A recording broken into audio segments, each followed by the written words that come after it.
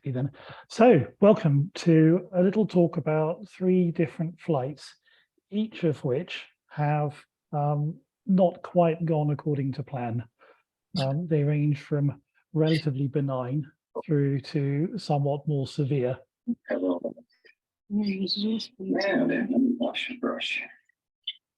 Sorry, I can hear some background noise, but I wasn't. Everyone, I can mute everybody, but if you can just keep your microphones muted, please.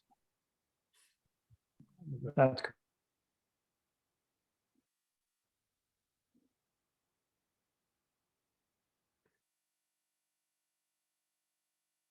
I think, Nigel, you're on mute. Aha, I'm off again. Thank you. So the purpose of this is really to talk you through 3 flights that have occurred over the course of the last few years that didn't quite go according to plan. They ended successfully to the extent that the aircraft was usable again and I was usable again, but they were not the happiest endings to flights that I've ever flown. Purpose of sharing them is, I guess, on the one hand, to give a little bit of an insight into what went wrong, because you never know what went wrong for me might go wrong for you as well. But also just a little bit of self-analysis. Could I have done better than I did? Now, in the cold light of day, sitting comfortably with a mug of tea beside me, would I make the same decisions again that I made at the end of these flights? And could I have got to a better outcome than we got to? So again, it's kind of academic, but the objective was really to reflect a little on the decisions that I made and whether they could conceivably have been improved upon. So tonight, 3 flights, but probably to start with, who am I and why am I talking to you about this? So my name is Nigel Webb. I am a resident of Guernsey, but only for the last year, almost to the day, in fact. I'm a management consultant by day. I specialize in financial crime and, in fact, particularly investigating financial crime, be it money laundering or child trafficking or similar. So it's nice to have a hobby like flying, which has nothing to do with that, to occupy my spare time. I've been flying now for 36 years, I think. I've managed to achieve an ATPL, although I've never actually used it commercially. And I fly something like 200 hours a year. Most of it in my aircraft that Terry mentioned, November 101 Delta Whiskey, which is a Piper Lance. For those of you that are familiar, it's sort of a stretched Cherokee, 6 seats, retractable undercarriage, 300 horsepower. So I'm talking to you today really because I think these flights were interesting. Each one of the 3 you can see in front of you, but the common factor is that I think there's enough room for discussion about how they were handled that hopefully you'll see there's a worthwhile conversation about whether I did the right thing.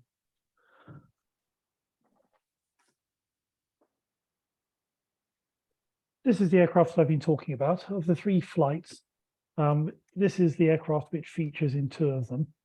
And you'll see that in the final flight, a rather more venerable Piper Arrow features. So in all cases, we're talking about single engine piston aircraft, the sort of thing that most of us might feel comfortable flying. So without further ado, the first flight. So this flight was to be flown December the 10th last year. So if you cast your mind back, December the 10th was one of those really, really nasty cold periods that we had where the outside temperature was unpleasant. I think you back on the mainland were reporting sort of -6, -7 on the ground. Even on Guernsey, we were shivering in +1. We normally seem to have a few degrees advantage on you. But this flight was to have been between Guernsey and Leeds Bradford. And I was going to go and see my daughter, who's living close by. And as you can see, I elected to fly the flight IFR. The map that you can see on the right-hand side of the screen is the route that I was intending to take. So it was a fairly ordinary departure from Guernsey up through Wartak, following area Q41 that takes you up towards Silver, which is sort of Milton Keynes kind of area, up to Daventry, and then across the Midlands towards Leeds. The plan was to fly the flight at flight level 100, which is the predominant flight level for the route. And as you can see, it was quite a cold morning. In fact, I'm in the habit of photographing the aircraft pretty much every time I take off. I have thousands and thousands of photos that look almost exactly the same as this, But the one advantage in having this photo here is that this photo depicts the actual morning just before departure. And you can see the sort of weather that there was just if you look behind you. There was really unstable air with plenty of cumulus development behind me, but actually very little above 4,000 or 5,000 feet. And in fact, once you got through about 5,000 feet, you were in absolutely calm air. And in fact, interestingly, once you got past the channel, the whole of the UK was in absolutely still but freezing cold air. And in fact, the predicted cruising outside air temperature was -17. And the significance of some of these details will become apparent in due course. The winds were broadly northeasterly, around 10 to 15 knots aloft, but there was quite a sheer. And actually, when you were close to the ground, the wind was blowing rather more from the west. So this is the setup for the flight. The flight actually started perfectly normally. And this is a wonderful piece of graphics. You'll see shortly, I have quite an extensive Garmin panel. And one of the pleasant things you can do with that panel is you can actually download your flight in enormous detail. And then thanks to ForeFlight, you can actually plot all sorts of views of your flight. And this particular moment in flight is very significant. I am at flight level 100. Those of you who can work out the coastline, you can see I'm just crossing with the Isle of Wight on the right-hand side and the mainland Southampton on the left-hand side of the picture. So nicely established in the cruise, and at this very moment, I started to get rough running of the engine. Nothing that you would call severe. I wasn't being shaken out of my seat, but there was no question that there was a vibration that I picked up at this point. Kind of vibration you might get, for example, if something was slightly loose in the airstream, just to sort of paint the picture. You definitely knew something had changed. And the first reaction is to look around and see if you could see anything, but there was no obvious cause for it, but there was no question that the vibration had started at this point. The visibility wasn't actually too different from this computer depiction. The clouds that you saw in the earlier photo were very much abandoned as you left the immediate area of the Channel Islands, and you really were flying in cold but very clear weather. The prediction of -17 was absolutely right. So sitting at flight level 100, that's exactly what the OAT probe showed. So before I go on, it's worth explaining what instrumentation I had available to me to diagnose the problem. This is what the cockpit looks like in the aircraft. So you can see it's nothing like your average Piper of the vintage. It's pretty much have everything you'd recognize ripped out and replaced by glass. So just for interest, and again, it will feature in my commentary on a couple of the later flights. Starting on the left-hand side, you will see I have a standby artificial horizon and DI and altimeter. The main screen moving across here, this is a Garmin display, the so-called G500 TXI. It's a touch screen display.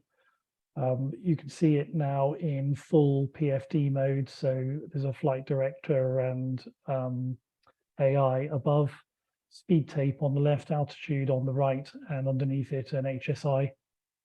You can also see at the very top of the screen that it shows the autopilot modes that were enabled. So GPS tracking and altitude hold.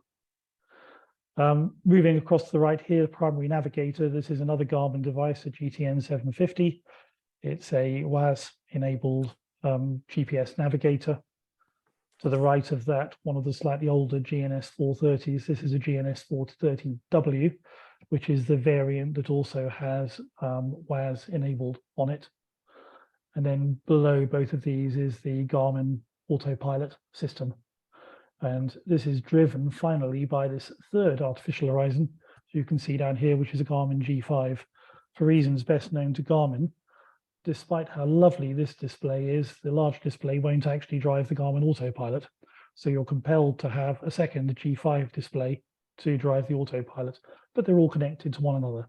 So this is the screen setup that I had in front of me. This isn't from the actual flight itself, but by entire coincidence, I'm in the cruise at 10,000 feet, broadly in the same sort of configuration that I would have been at the time that the rough running started.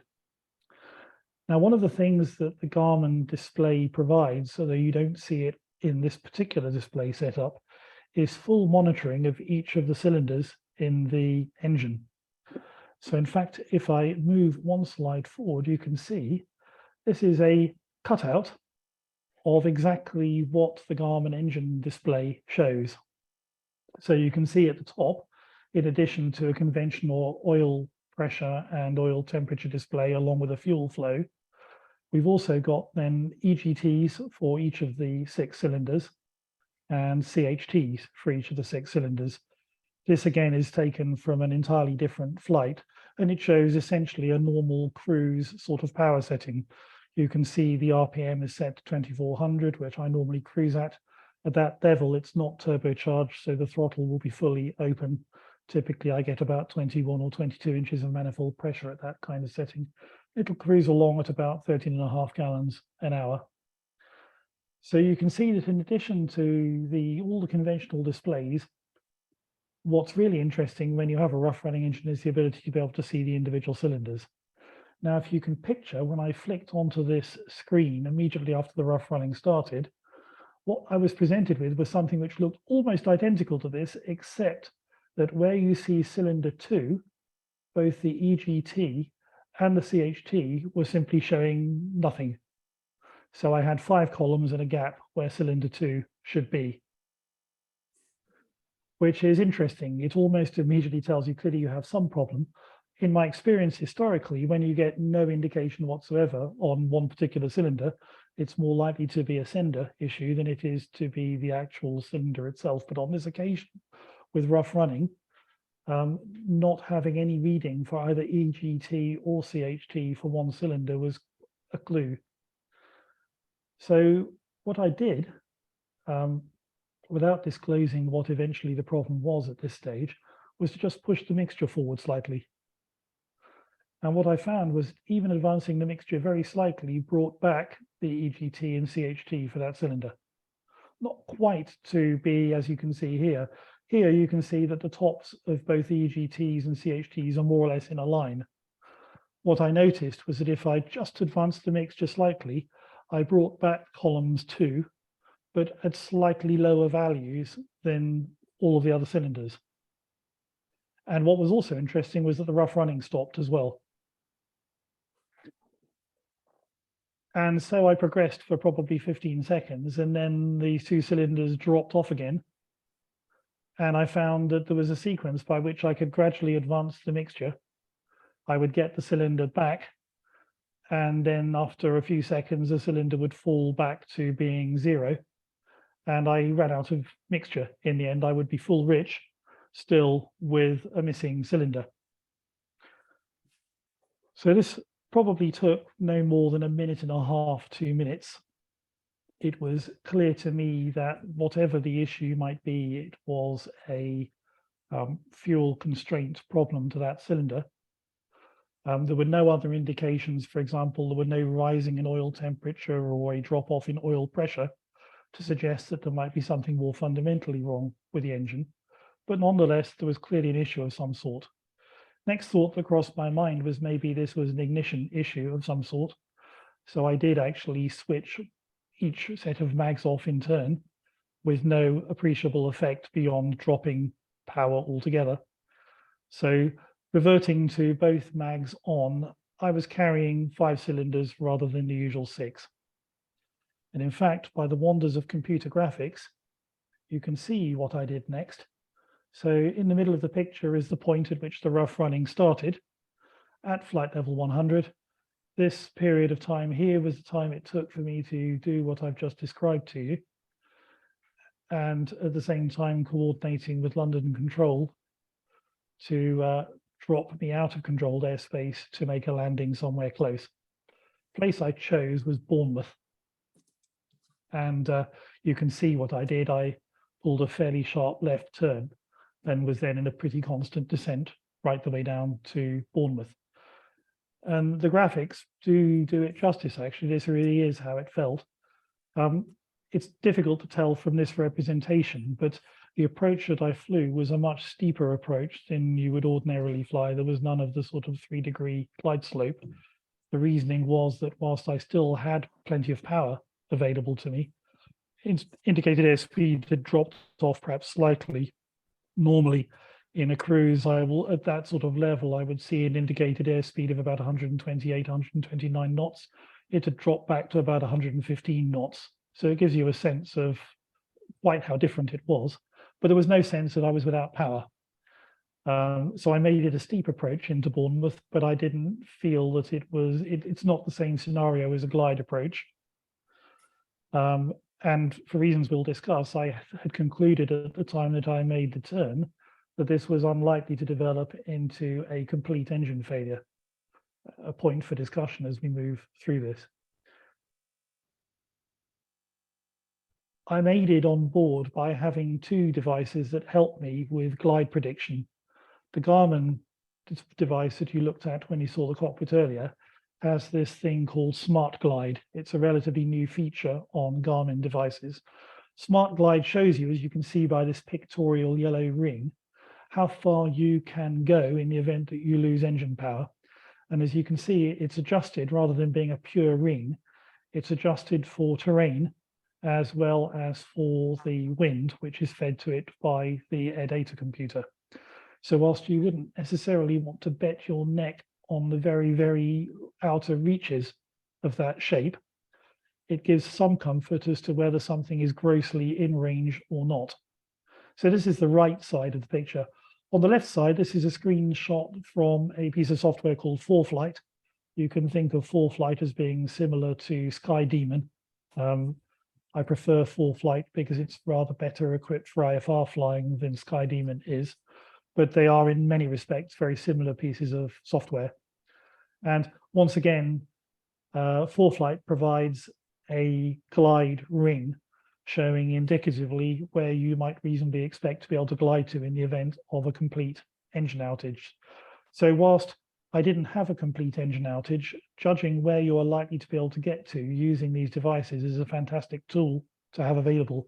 You don't have to sit there doing the mental arithmetic to try and figure out how far you can get to.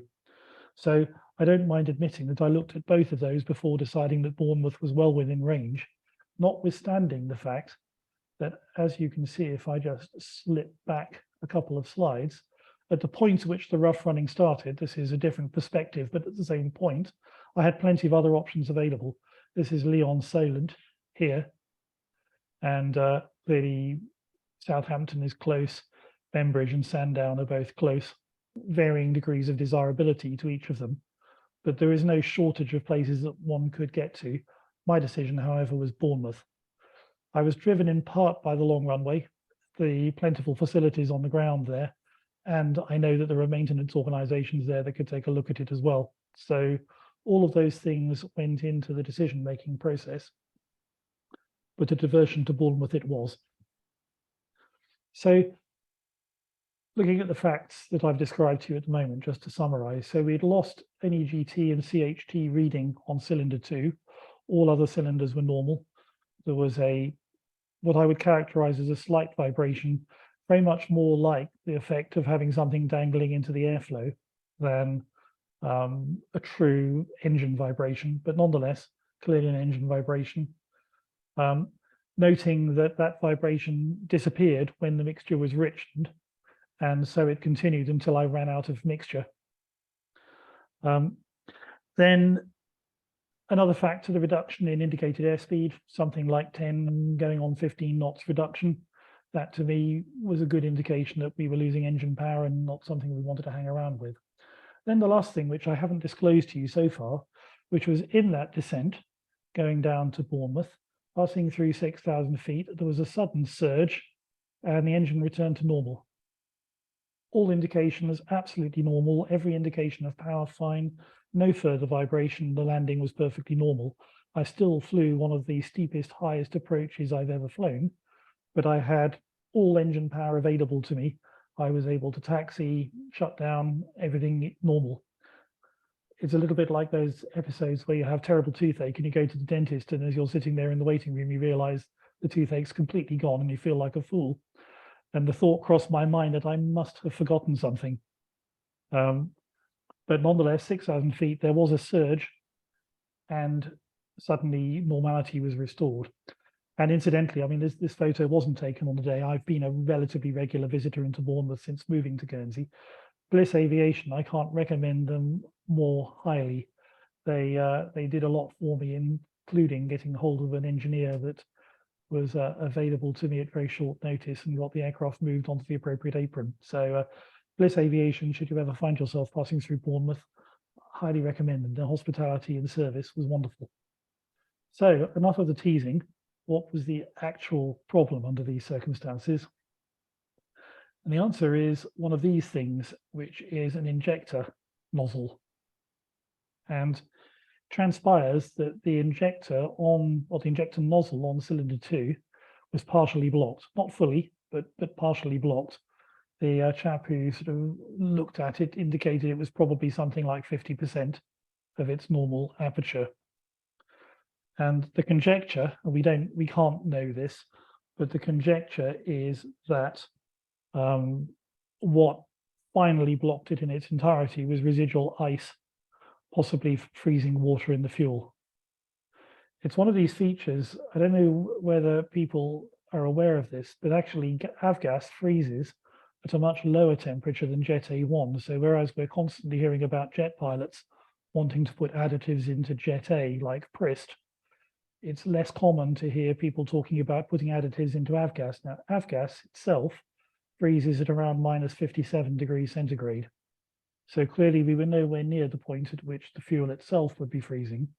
Suggestion is perhaps that although the fuel had been drained for water, any residual water that might have passed through the injector might just have been the final straw to block it, and that it would explain the surge coming down through 6,000 feet, that residual ice had melted and that the normal, albeit still partial, fuel flow was restored on that cylinder, and away we went.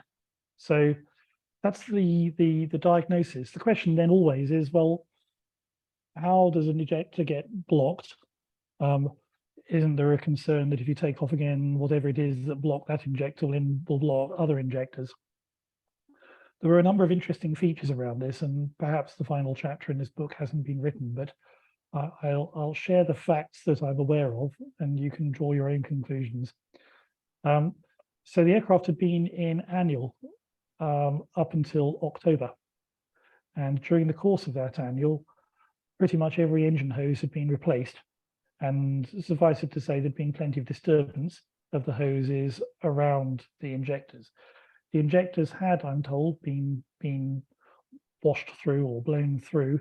That's a standard 100-hour item on a PA32. But the annual also took months. It went into annual in May and came out in October. And the primary reason for that is waiting for parts. I think anybody who's been going through the process of getting maintenance done with aircraft these days will tell you that parts supply is becoming a major issue. COVID was blamed. I'm not entirely sure what the blame is now, but nonetheless, aero parts are much harder to come by than they were 3 or 4 years ago. And there had been a long delay for a particularly unconnected part of the aircraft, nothing to do with the engine or the fuel flow. But I speculate that the injectors were possibly blown through, cleared out very early in the day, and that subsequently there was further disturbance changing hoses later, possibly after the injectors had actually been cleaned, as opposed to the injectors being cleaned. And it's interesting, one of the things that Garmin does for you is that every flight is recorded, like having a flight data recorder.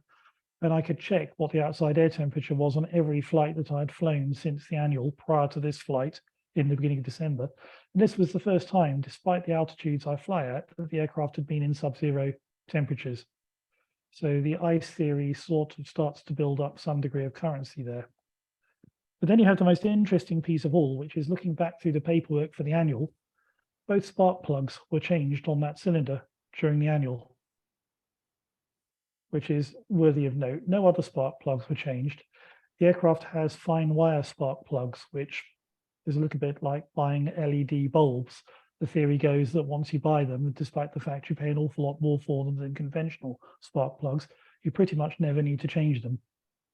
And yet, when the engine runs were done by the engineers after the annual, it turns out they encountered rough running, which they diagnosed as spark plug problems on that cylinder, to the extent that actually they replaced both the fine wire spark plugs with new spark plugs and then signed it off. So I can't make this connection, but I leave it for you to conclude that what they were hearing when they were doing engine runs was actually nothing to do with the spark plugs. I suspect they might well have changed out 2 perfectly serviceable spark plugs. What they were hearing, in fact, was a problem with a blocked injector on the second cylinder.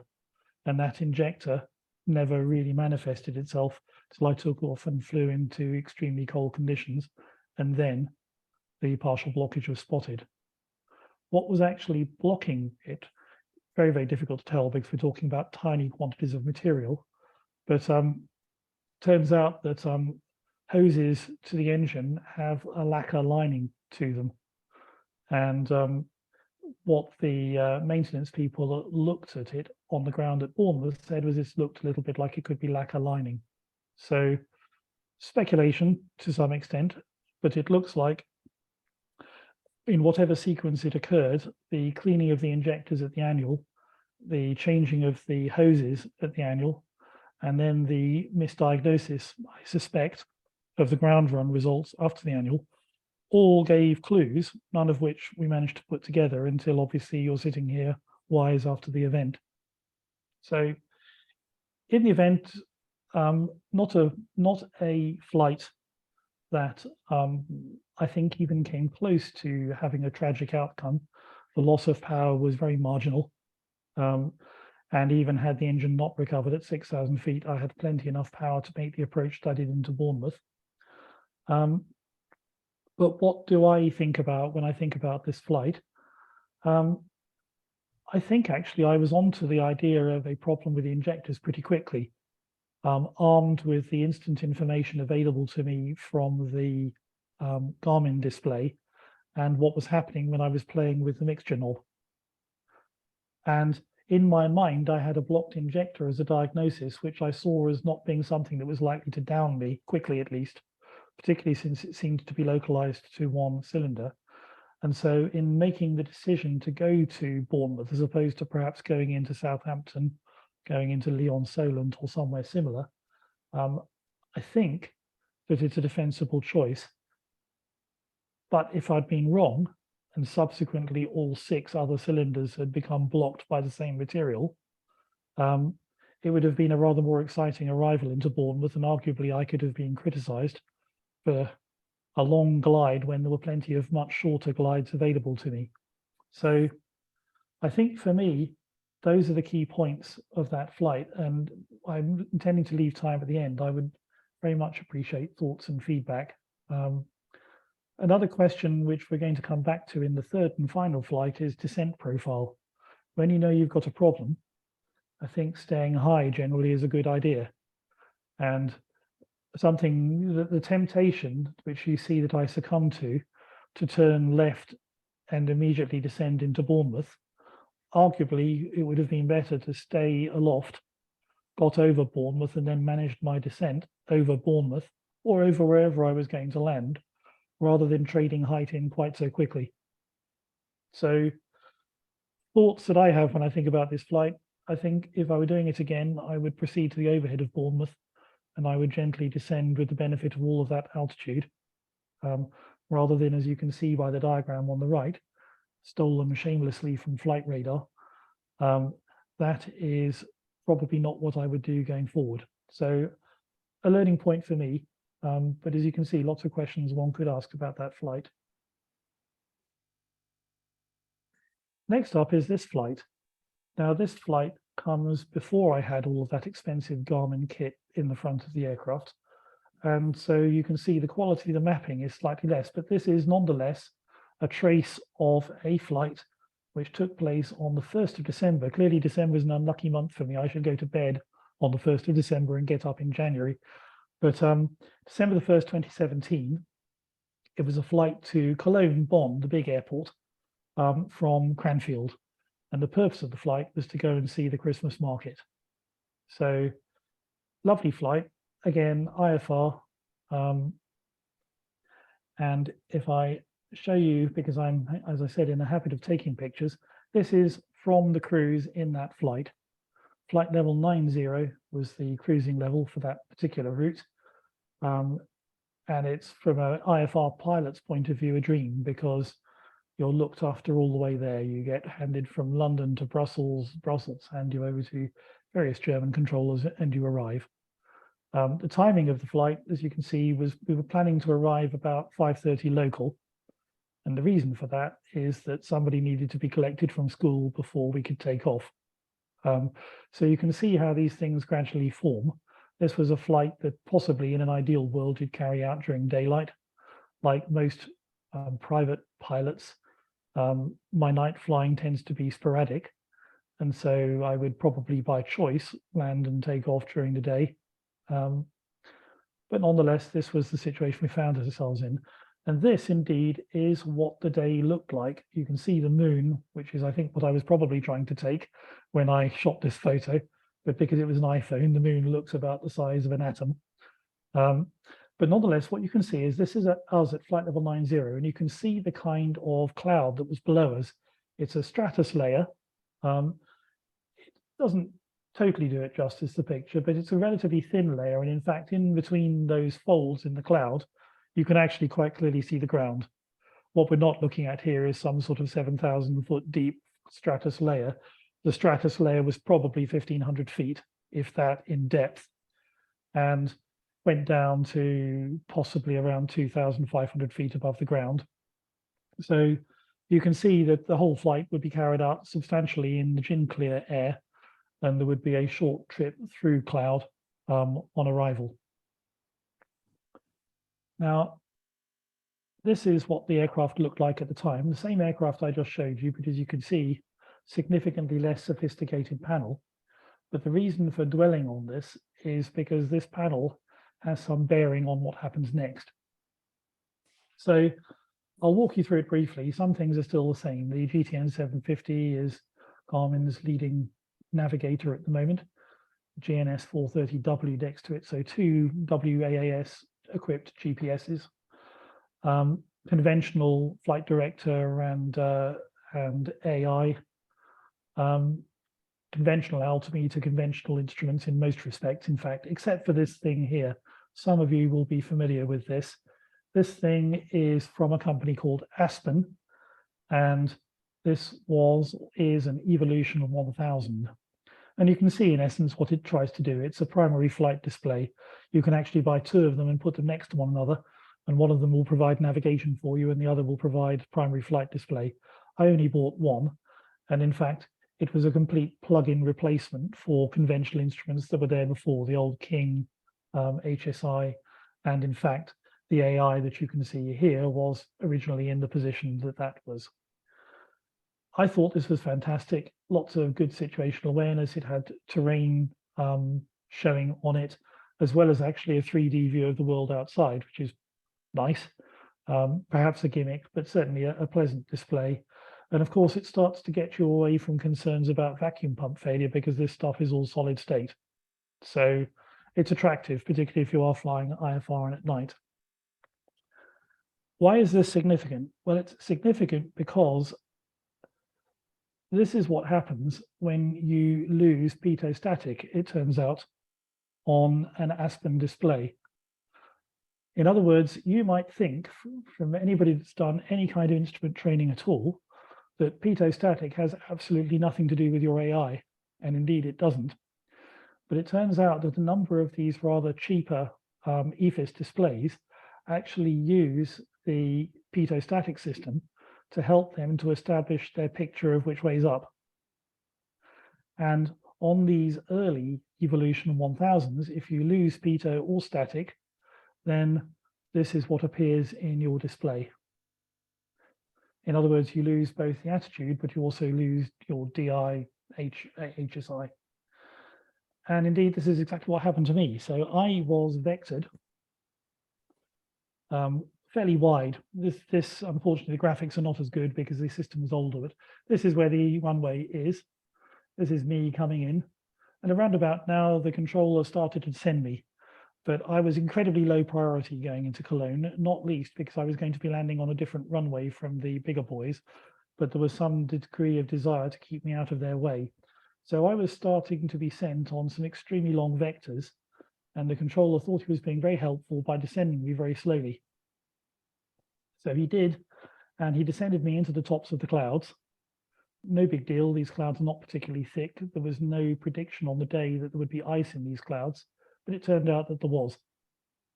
And in fact, it took me by surprise for lots of reasons. Firstly, I wasn't expecting much in the way of ice.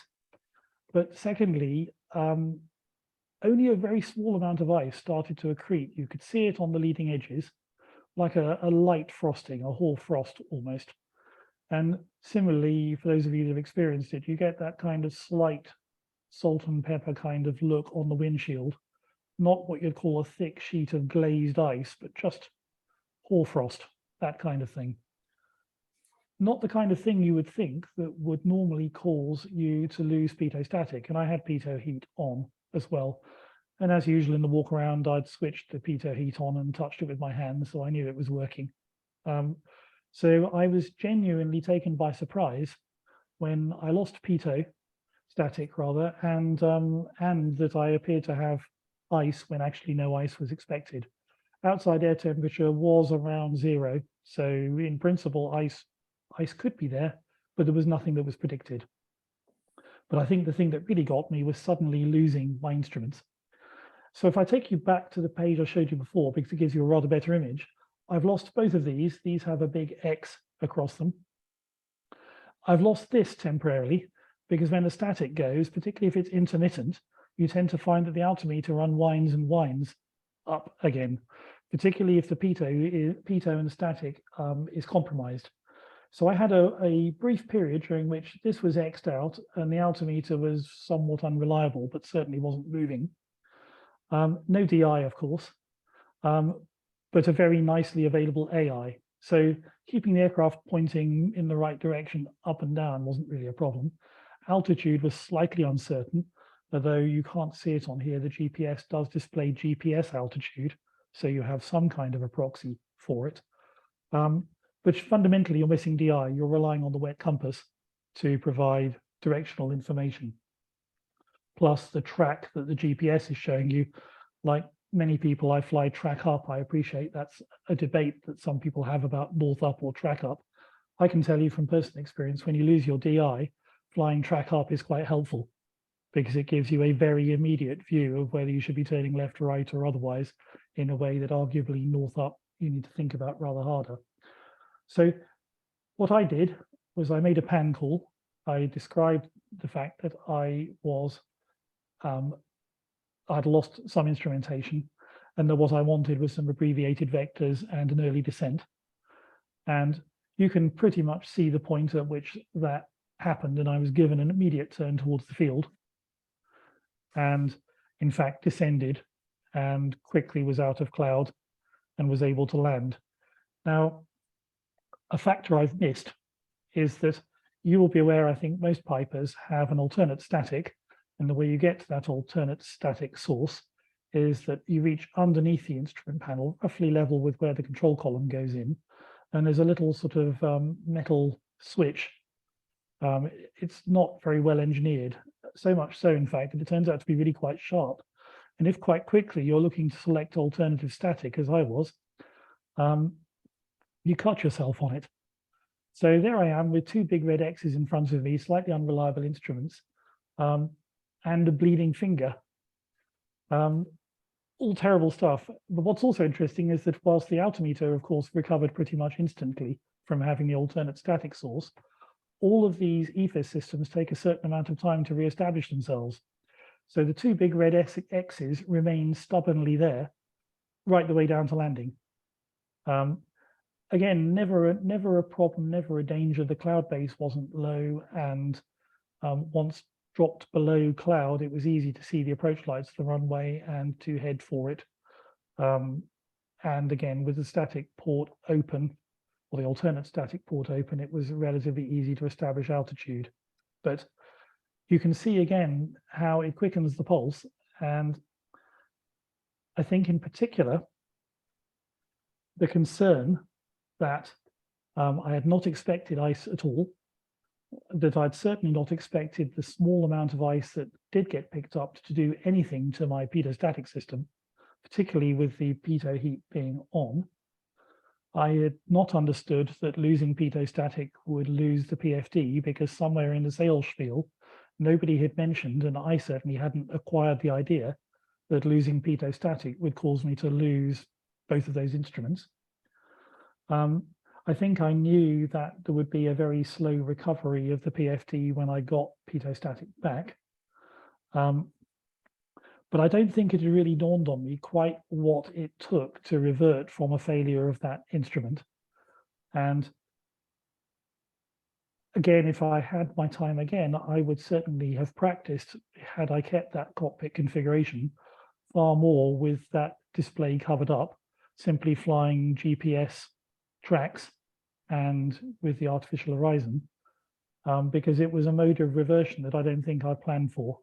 And I think it's almost a startle factor that they sometimes describe when these things go.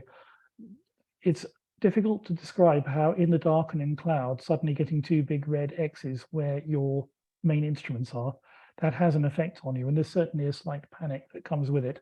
So all of these factors were the fact that drove this particular problem. But there is, it turns out, a sting in the tail. Why was it that the pitot-static system got iced up in these seemingly relatively benign conditions? Certainly the aircraft was more than capable of carrying the small amount of ice that it picked up. And the answer is this: something else I didn't know about my own aircraft, and it may be that you don't know this about Piper as well. A lot of Pipers don't have a conventional pitot tube of the sort that we're used to seeing poking out of the front of a Cessna or most other aircraft. A lot of Pipers have this, which is described varyingly as a blade or a fin style head. And in fact, it encompasses both the pitot head and the static port, in that you have these tiny little holes, which you may not be able to see depending on the screens you're looking at, which provide both pitot and static on the one instrument. So far, so good. They work brilliantly. The heating comes from something that looks like this up in the top right-hand corner, which is a very narrow sort of pencil-like implement, which, if you take the blade off, simply slides into a hole that fits it with an electrical connection coming out at the top. Now, here's the catch. Turns out that there are two such elements in a properly functioning blade-style pitot head. Mine only had one that was functioning. The other one had corroded long since in the back of the pitot head. So in fact, when I did my walk-around checks and I was turning the pitot head on, I was touching it, and like most of us, you do it quite quickly because you don't want your hand burnt. So I would check it, I would feel the warmth, and I would walk along happy that my pitot head was heated. Turns out it wasn't. Only the corresponding heating element along the front side was actually functioning. And the one that runs sort of 3/4 of the way back towards the back was not functioning at all and not giving out any heat. And that the usual pre-flight where you simply walk around and touch the blade is not good enough to establish that. The only way I could have really known, actually, short of physically taking the thing off, was to look at the power drain on the alternator. And I would have had no idea what one element versus two elements would have shown up. But certainly there's nothing obvious to the pilot. So I've been flying around for some time with without a heated pitot-static system. I don't make the habit of flying into ice, but you always think, well, if you are going to fly into icing conditions, at least you know that your pitot head works. Turns out that despite all the various points that I've made about the avionics, the real killer here was not knowing that my aircraft wasn't actually functioning the way I expected it to, because I had absolutely no idea how I would check that, or indeed that there were two different heaters, that one of which can fail. Either one that fails leaves you exposed. So it's a worthwhile check to do. I've checked and it doesn't actually feature in the annual or the 50-hour or 100-hour checks for the Piper Lance at least. But I think in the future, for the sake of undoing two screws, I would encourage people to actually check and make sure theirs really is working the way they think it is. So what do I learn from all of this? Certainly, I learned at least two things out of this. I certainly learned that I didn't know enough about how the EFIS display was gathering its information about which way up I was. And I think had I realized that absent a pitot-static system, I would have lost that instrument. I don't think I would have bought it. And I'll be honest with you, one of the reasons for upgrading to the Garmin displays that I now use is that they have much better reversionary modes. And I believe it's the case actually that Aspen have now updated the 1000, so it too can revert to use GPS to provide a solution to attitude. But had I known that at the time, I probably wouldn't have bought the instrument, and I certainly would have looked upon it slightly differently. And I learned something about the pitot-static system as well. In particular, I learned something about needing to put a rubber knob on the top of the alternative static source so I don't cut myself again on it. But I also learned about how the pitot-static probe works on most pipers. And I think that is a learning point that many others could carry with them. I think it goes without saying, but I'll say it here, that just as with the experience with Bournemouth, the experience of this was that a very early call to air traffic control to share your problem was a worthwhile thing to do. Air traffic control on both occasions were nothing short of brilliant in terms of getting me where I needed to go quickly and quickly understanding the situation and providing me with assistance that was going to get me out of my predicament. So without question, sharing your concern and elevating it if necessary to a PAN or a Mayday, I think makes all the difference. And I think urge people who've ever worried about that, the right call is to make sure that you speak to ATC first. In neither case, interestingly, did ATC require me to fill in any documentation or to file a report. I know when I've spoken to other people about this kind of thing, one of the concerns they have about declaring a Mayday or a PAN is the belief that somehow they're going to be dragged through some kind of CAA-inspired process, or that they're going to be required to write a long report about how and why this happened. Certainly, if my experience is anything to go by, this is not the case. There is no reason not to get hold of ATC early. And so, it becomes the final flight of the evening. And many things about this flight portray the fact that it was a little while ago. 1995 this time, April the 9th, 1995, a Sunday afternoon. And I was flying from Stansted to Dublin. Now, doesn't that tell you something? I don't know anybody that bases a Piper at Stansted these days, but I did. Mine was based with a company that's now long since gone, Harrods Aviation, were there. Before that was Hunting. And Hunting looked after my Piper Arrow at Stansted and charged me £35 for each landing. But it still sent like a good deal for a 24-hour airport. So I flew from Stansted to Dublin in April, and the aircraft was a Piper Turbo Arrow 4, Golf Bravo Oscar Oscar Golf. First aircraft in the UK that I ever owned. This is a picture, not my picture actually of her, but a contemporary picture of her. Only Piper in the 1980s could ever have decided that painting something what they called sandalwood was a good look. But nonetheless, this was it, this slightly browny sandalwood aircraft. 1983 model, so it was 12 years old or thereabouts at the time of the incident we're going to talk about. And at the time, it had about 1,500 hours on its engine. Now, this is significant because the Continental turbocharged engines that power Turbo Arrow 4s have, depending on who you listen to, a TBO of between about 1,600 and 1,800 hours. They are fairly low TBOs. Certainly the wisdom at the time was that it was about 1,600 hours. So arguably I was about 100 hours off TBO.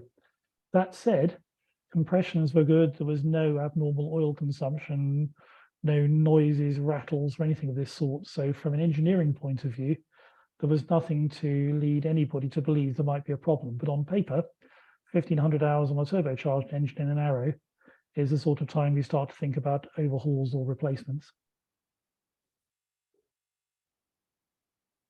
I have long since forgotten what the route was, but it was broadly along these lines, up from Stansted in Airways, up towards Wallasey. And the main Airways bundle that flows across to Dublin then, as now, flows broadly from Wallasey towards Dublin. And typically when you're about 20 or 30 miles out of Dublin, you start to get vectored onto one of the runways. I do know, because I had it in my logbook, that the aircraft was to be, or the flight was to be flown at flight level 80, even though the Arrow was turbocharged and could easily do far higher than that, and I had inbuilt oxygen in it. I wasn't typically in the habit of flying at levels that required me to stick a cannula in. So I think, for whatever reason, 80 was the one of the hour. So takeoff weather in Stansted was absolutely clear. I don't have a photo of it from the time, but what was an interesting feature, and it's not an uncommon feature flying into Ireland, is as you got out over the Irish Sea, there was a pretty solid stratus layer. Tops were around flight level 60 and the bottoms were around 1500. So the prediction was that it would be vectored for some form of instrument approach, probably an ILS onto Dublin. And the runways that were in use were, I think they still had the same numbers in those days, but 28s. So this is a setup for the flight. And this is a busy slide, but there are three things to bring to your attention. Thing one, when I was where the green blob is that you can see at the right-hand side of the screen, give or take, the oil pressure needle went to 0. And at the same time, the oil light, the oil annunciator light, which those of you who are familiar with the Piper aircraft, pretty much at pilot eye height, right in the center of the panel, lit up. There was absolutely no change in engine sound whatsoever, no indication of rattling, bumping, whatever. But at around about the place that you can see me making that green blob, I made a pan call to Dublin, advising them that whilst I didn't appear to be suffering any problems, I was showing no oil pressure and I had an oil warning light on. Now, very early in my PPL career, I'd made a bit of a fool of myself, or not, because I took off in a Robin and had exactly the same experience. I took off, I got 0 oil pressure and an oil annunciator light came on and I made an immediate return, only to be told by the school, who I won't name, that this aircraft does that from time to time and it's just a dodgy indicator and nothing to do with the actual oil state. So you can imagine all these years later, here I am with 0 on the oil pressure and an oil light going on. And my first thought is, I wonder if I'm about to look like a fool here because this is just another problem of the sort I saw all those years previously. But no, I decided I would call Pan because it seemed like a good thing to do. And in the time it took to get a word in edgeways on the busy Dublin frequency, I was acknowledged and they started to turn me towards Dublin. Again, this is approximate because I don't have a track trace for this flight, but you can see the way that I'd been positioned in the airway was somewhat to the south of Dublin. So I was always going to need to make a right turn at some point. So the instructions acknowledging my pan were something along the lines of turn right 20 degrees, report your new heading and descend when convenient to whatever I was asked to descend to. So I turned right and I made what in retrospect was possibly the fateful mistake of touching the throttle. And I started to reduce the throttle, at which point there was an extremely loud bang and the cowling of the aircraft in front of me deformed slightly as if something had hit it from the inside. And the engine stopped very abruptly. There was none of the kind of rundown of the propeller that you expect when you just pull the mixture back. The propeller gave every impression of having hit something fairly solid. And there was just a trace of grey and white smoke out of the sides of the cowling, which I could see wisping beside me. This was clearly a total engine failure. There was very little point in attempting any kind of restart. The physical damage to the cowling was a bit of a clue there, but it coincided precisely with my touching the throttle. And I've always wondered, you know, is it the case that I had no oil pressure and probably not much oil at that point, and therefore it would have happened anyway? Or actually is changing the throttle setting a bad idea? I've had people persuading me over the years of both of those points of view. I don't have an answer, but certainly it was quite eerie that in reaching for the throttle and pulling it back, that was when the thing finally came to fruition. So there I am, roughly where you see the red line, maybe coming slightly in towards the circle. Flight level 80, hadn't commenced a descent, but I was about to, and I had no engine and presumably no prospect of an engine. The distance there, if you're trying to work it out, it's something like 18 nautical miles. So if you do the maths, it's a real clear-cut thing. You might be able to make Dublin, but you probably won't, is essentially the argument. Bigger concern was that, and though this isn't a contemporary picture, this is kind of what it looked like at the time. So I still had a good couple of thousand feet above what was a solid layer. I'd got the ATIS because I was preparing for the approach anyway, and I knew that the Dublin weather was something along the lines of broken at 1600 feet, that sort of thing.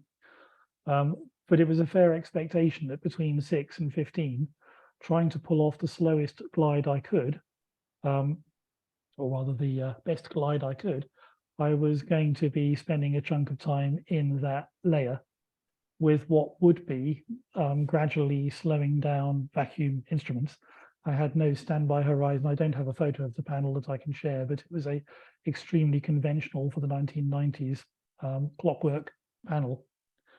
So the focus was on taking a heading from Dublin. I explained that it was now a Mayday, that I now had no engine power, and they gave me a heading which looks like it takes me pretty much directly towards the field. We'll explore what that looks like in a moment. And I set about doing all of those things that you never think you're going to have to do for real, but pulling back to gain what altitude I could, and then setting up best glide, and really looking, if the worst came to the worst, to mush my way through the clouds, avoiding any major changes of heading and hoping that I was being guided in a direction which was going to be useful, but also very much aware that coming out of the bottom of the cloud, I was likely to not have an awful lot of time to make up my mind where I was going. I think mentally, I had already concluded that there wasn't a chance that I was going to be making it into Dublin, not least because I previously had the ILS tuned with a DME on it. And even I could do the maths in my head that I wasn't likely to make it all the way, although it was going to be similar or close to. So as I descended through cloud, fortunately, my experience at least was that the gyro instruments didn't slow down nearly as quickly as I thought they might.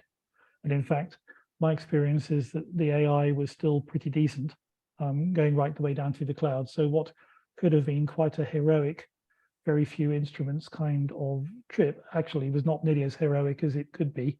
And really, it was just a question of making sure that I maintained the speed and making sure that I managed my attitude and kept steering and cross-checking compass against DI to ensure that I was pointing in the direction I was told.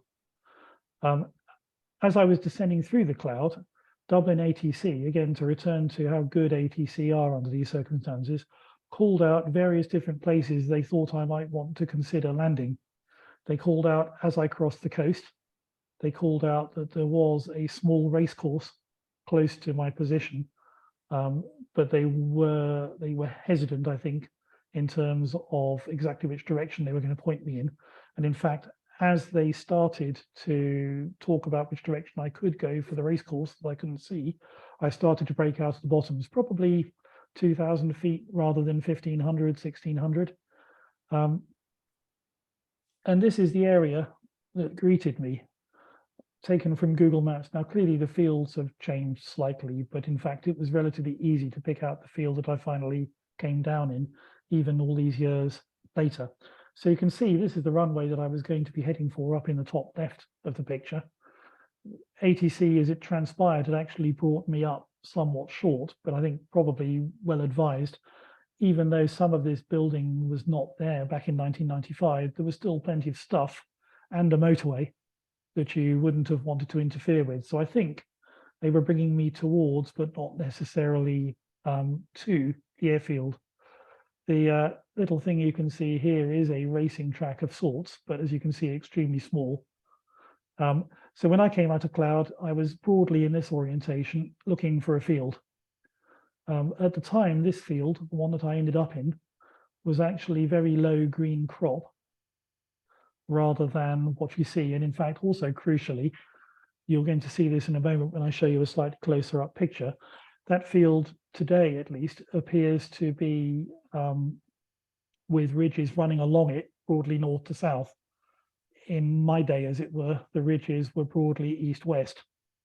So it looked fantastic from lots of reasons. This one looked fantastic as well, but I have to say I don't remember this one at all at the time. This one was the one I saw, and it was the one I was going to go for.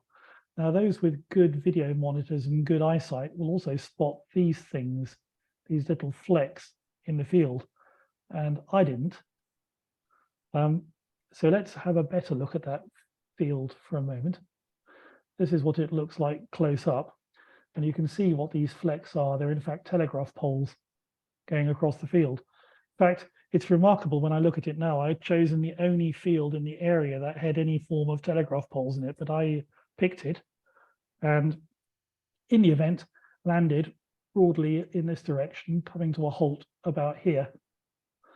I still had height at the time I came here, so actually, although I had been clean to that point, it was when I became visual with the field that I dropped gear and dropped flap.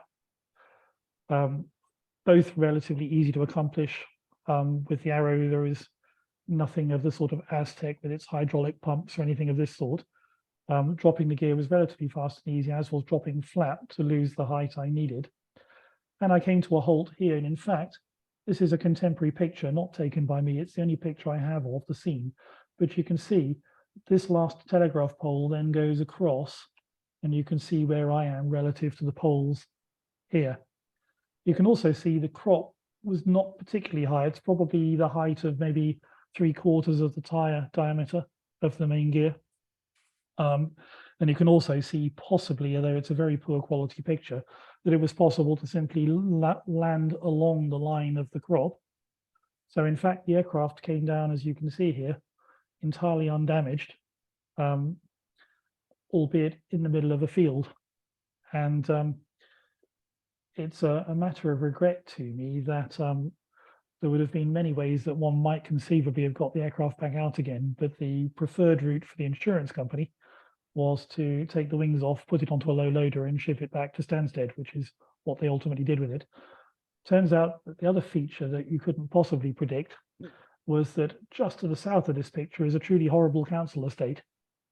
And the biggest concern of the insurers, once they learned where the aircraft actually was to identify some security that could be brought to the site to ensure that the aircraft wasn't either torched or damaged in other terms by the locals, rather than being in the state that it was when I landed. So actually, the aircraft lived to fly again, and I'll show you a picture of it a little later on. But that was what happened, how it happened. So the culprit was a conrod failure. This is such a conrod from exactly that type of aircraft, and that conrod snapped, and it's that and the associated metalwork around it that is what dented the outside of the cowling. So clearly it wasn't going to carry me any further. Once it had gone, and that was that. So that's the immediate cause. It was a 1,500-hour engine. I think I'd owned the aircraft for maybe the last 200 hours, maybe 250 hours before the accident. So clearly there'd been an awful lot of flying on that engine prior to that. Factors that people have talked to me about since. Many of you who've flown turbocharged Pipers will know that the engines are not particularly sophisticated. It's true with some of the Senecas as well that share the same basic architecture. If you push the throttles forward, the turbo will kick in, and in principle, you're not supposed to exceed, I think it's 40 inches of manifold pressure. But the wastegate, the thing that would dump excess pressure overboard, is a fixed wastegate. In other words, if there is a sudden buildup of pressure, the wastegate doesn't just naturally open. It is preset to a particular angle. So if you're ham-fisted, perhaps you've never flown a turbo before, and you do what we would normally do in a Piper, which is you push the throttle fully forward to the stops, you will without question overboost the engine. And consistent overboosting of the engine clearly will do damage to it. So whilst it's entirely speculation, when you do, as I did, relatively inexperienced aircraft buyer, if you buy something which is turbocharged and you buy it 300 hours, say, before its TBO, you have no real knowledge of how it's been flown before. And it's entirely possible that you are picking up something which may cause you problems in due course. So for me, at least, I will never know entirely what caused that to break. You're probably aware, all of you, that if you are involved in an incident of this sort, but no one gets hurt and an aircraft isn't ultimately damaged, the AIB are not particularly interested, and in this particular case, the Irish are not either, beyond establishing that you've got the appropriate licenses for the flight you were flying. There wasn't an awful lot asked of me during it. So beyond knowing that that was the immediate cause of the fault, I remain completely ignorant as to whether there was any other factor that might have played a part in it. But engine age, I believe it was the original engine, so it would have been 12 years old at the time, may have played a part. But beyond that, it's all conjecture. Learning points for me for this. So I was much less experienced then than I am now, and I continue to learn every day.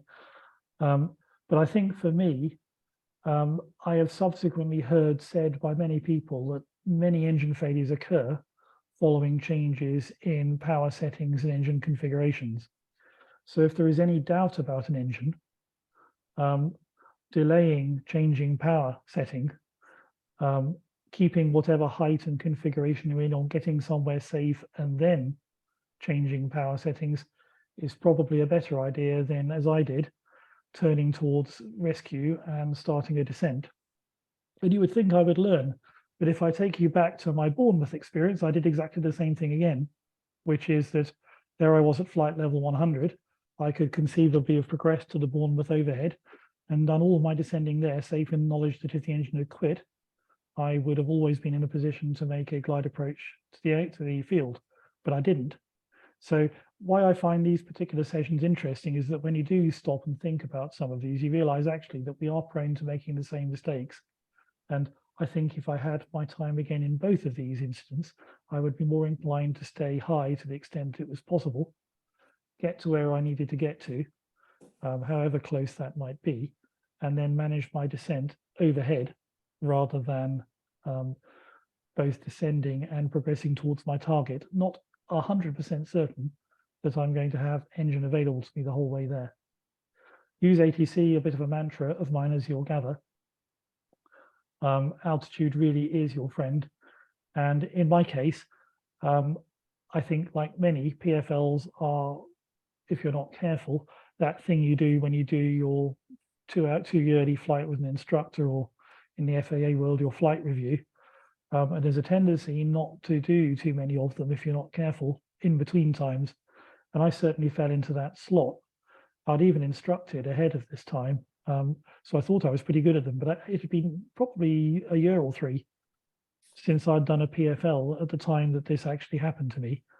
And would I have spotted a better field? Would I have avoided one that had obvious crop in it, one that had telegraph poles across it? Maybe I would have done. Or maybe popping out of cloud as I did relatively low, the choices would have been quite limited, and I've done exactly the same thing again. But there is no question that the more of these things you do, the better you get.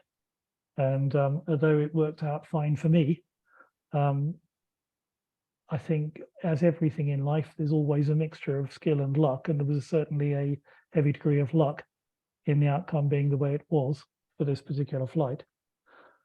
So I conclude with a nice picture of Boog as she is more or less today, proof positive that the experience of putting down in a field didn't dent her too badly.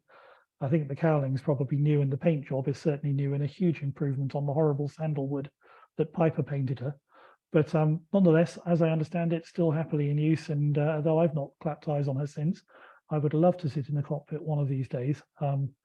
but still apparently in vigorous use across the south of England. So there we are. Those are my 3 flights.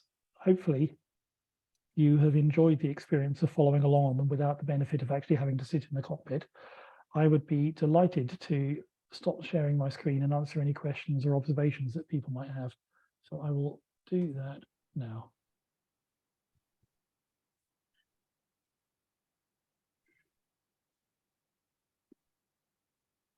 Terry, perhaps you would like to be master of ceremonies.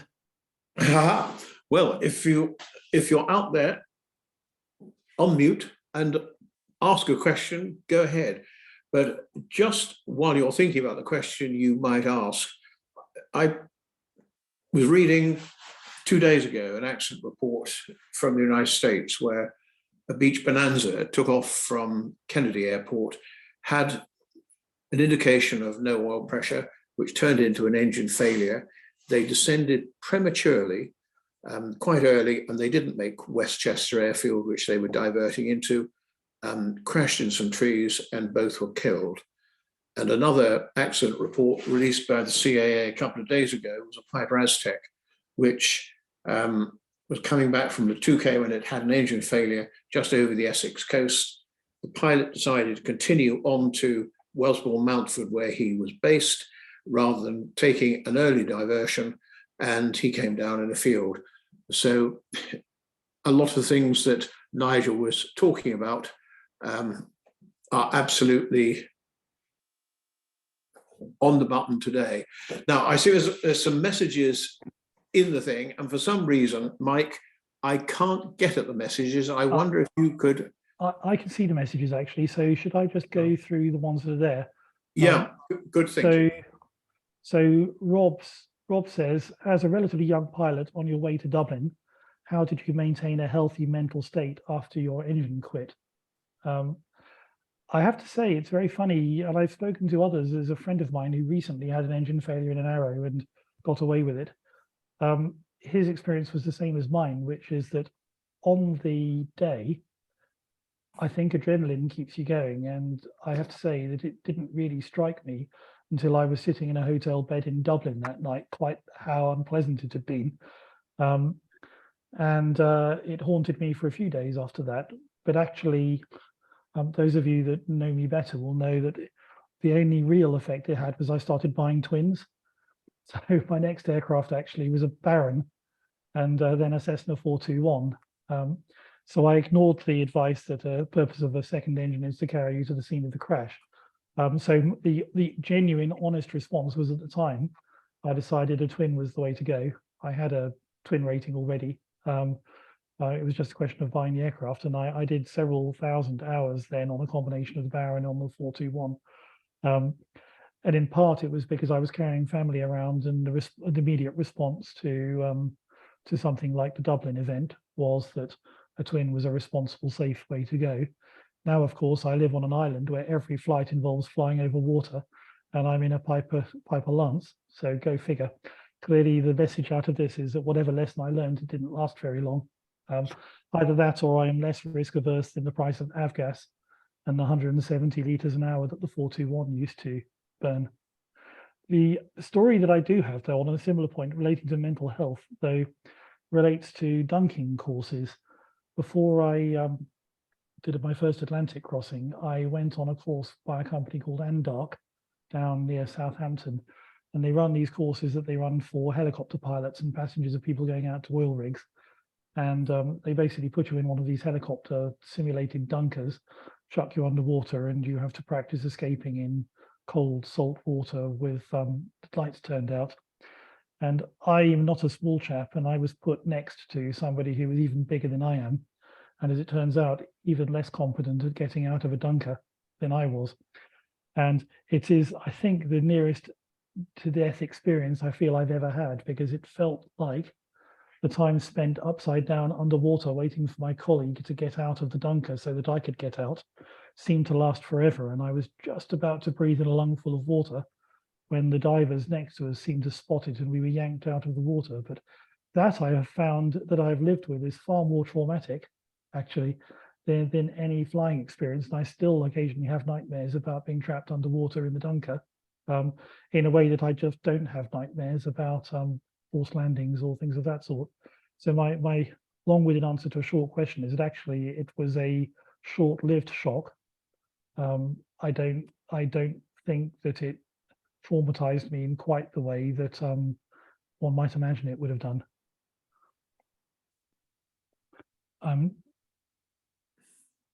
Just looking down, I don't think there are any other questions, but lots of very nice comments. Thank you.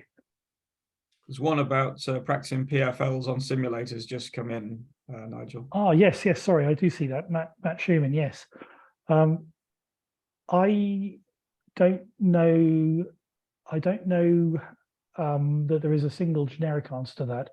I do have a flight simulator on my computer here this evening, but what it really lacks is the kind of feel of the aerodynamic forces on the yoke and similar.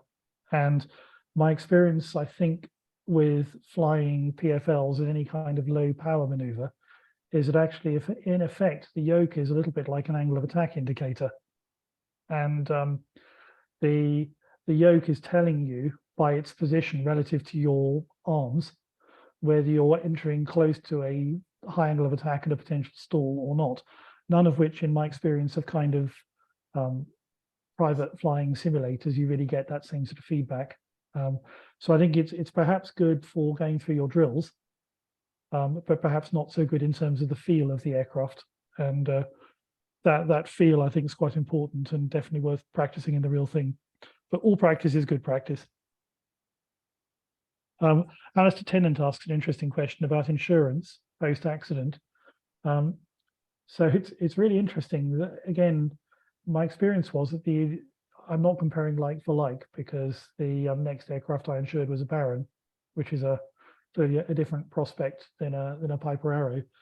But talking to the insurers, interestingly, the biggest aspect of my claim wasn't actually taking the wings off the aircraft and putting it on a low loader and bringing it back to Stansted, which you might think. I think from memory, even at the time, that whole lot cost about £5,000.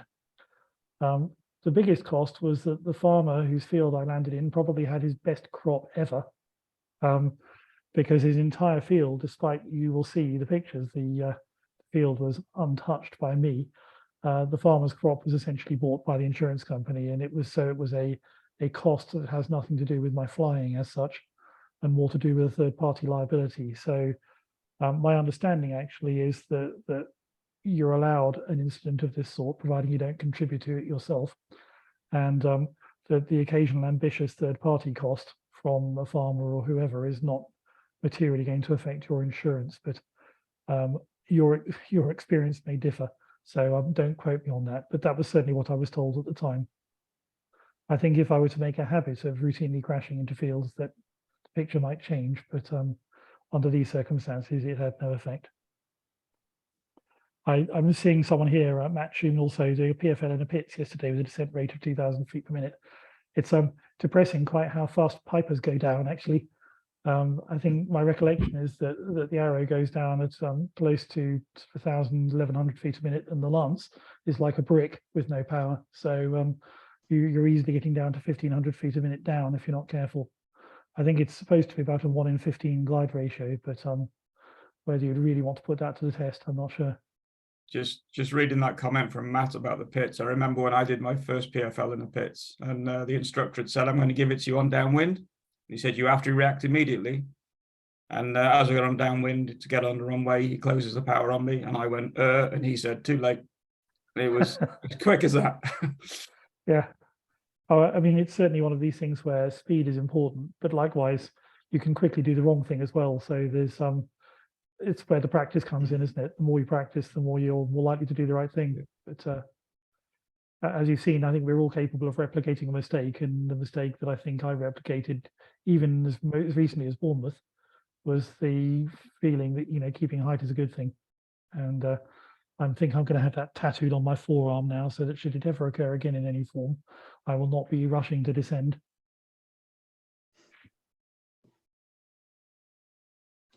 Nigel, if I can just come in. Yes. I'd just like to say that I think all this idea of practicing is great, but I'd like to share you an anecdote similar to yours. I was doing wet drills on one occasion, and as people that know me know, I'm not the biggest chap in the world. And we had to upright the dinghy, and I was on my own. I eventually did upright the dinghy, and it came over and beamed me firmly on the head with shock, put me under the water, and I took in a big lungful. Yes. And as you say, I came up underneath the dinghy, unable to raise anyone's attention and in a state of somewhat distress. And as you said, I think it's actually one of the scariest things I've done. So I think on balance, practicing wet drills perhaps isn't very high. Stick to the PFLs.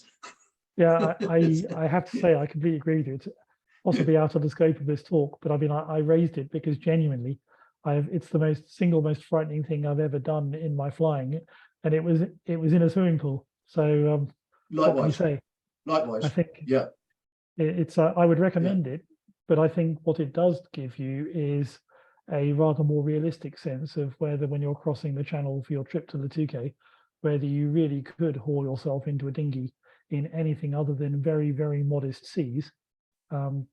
I think that's a really good moot point. You might feel differently about it after one of those things. Yeah, I would say go try it. Okay, mine was a bigger dinghy for the aircraft type, but it isn't easy. And trying to get in the thing is very difficult. Yes, if you're certainly when you swallowed half the floor, it's definitely not. It's and particularly again, if you are wearing a survival suit, as frequently you are under those circumstances, you're immobile to start with, let alone hauling yourself into the boat. So yes, it's an area, a different but similar area where practice is important, because I think it gives you an appreciation of quite how difficult some of these things are, particularly given that as a student pilot, you tend to be given PFLs by your instructor, with the secret knowledge that there is a perfect field almost certainly just underneath you. Whereas on an occasion like the Dublin experience, it's not always the case that there's a perfect field, even though it is the Emerald Isle. And spotting details like telegraph poles in fields can occasionally elude you when you're trying to act at speed. So practice is important, and I would definitely advocate it strongly. The second question was another one here, actually, from David Allison. What would you have done if your gyros had failed when descending into Dublin? Well, I guess to an extent they were kind of failing, but the good news, again, I apologize, David, I don't know your experience, but when you go through the IMC rating and the instrument rating, one of the areas that's placed great importance on is your ability to fly the aircraft on a partial panel. And there are various different modes of partial panel that you will get, but because on the typical aircraft, and certainly on GE Boog, there's a bit of a division of instruments between electrical system and the vacuum system. So on that aircraft, I would have lost my AI, but for example, my turn coordinator would have been fine. So in terms of keeping the ball in the middle and keeping the wings on the turn coordinator where they need to be, that's a good proxy for your attitude indicator. So the result would have been, I'd like to think that I would have pulled off a reasonable partial panel descent through cloud. It's not as if I was having to maneuver. I was on a heading, and essentially my descent was something that was being dictated to me rather than something that I was controlling. So the essence of it was really to keep the wings level and to keep the speed nailed so that you get the best descent out of it. And it's certainly possible to do that with just a turn coordinator. And of course, tools like your altimeter and your VSI don't stop, so you've got a pretty good indication of what's going on around you. So I think there would have been nothing that I would have done, but rather it would have been something I would have gradually observed. And I think as I was actually expecting the AI to fail, a lot of my concentration, particularly whilst descending through cloud, was on the turn coordinator, because that's going to give you a fairly early clue as to something going wrong. Thank you.